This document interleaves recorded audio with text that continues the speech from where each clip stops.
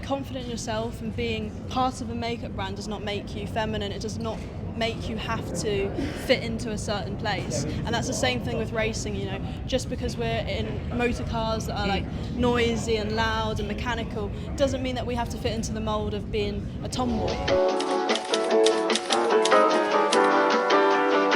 F1 Academy in particular has this balance, and I think your car kind of highlights it, of this idea of what a woman in motorsport can look like and how you can blend femininity and strength. How has working with Charlotte Tilbury in particular been for you in terms of kind of a difference for your career?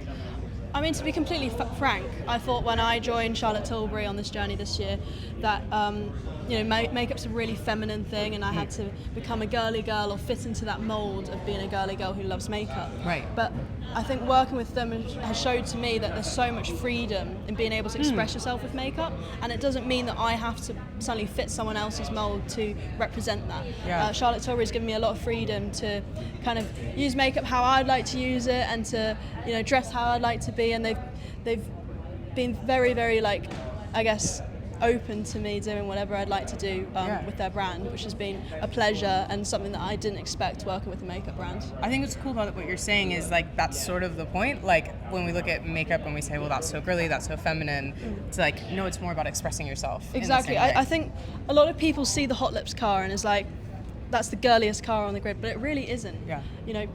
Being confident in yourself and being part of a makeup brand does not make you feminine. It does not make you have to fit into a certain place, and that's the same thing with racing.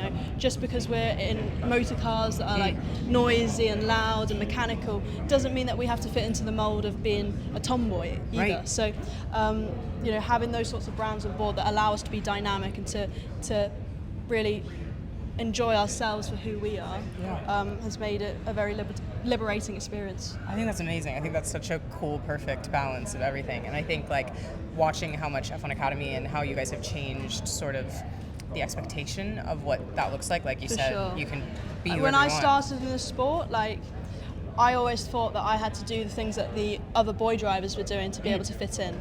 And going into F1 Academy, that's completely flipped on the head, because there's predominantly females working in the sport as well. So being able to go into the paddock and not have to think about, oh, am I doing this right or am I doing this wrong, is also helps in our development.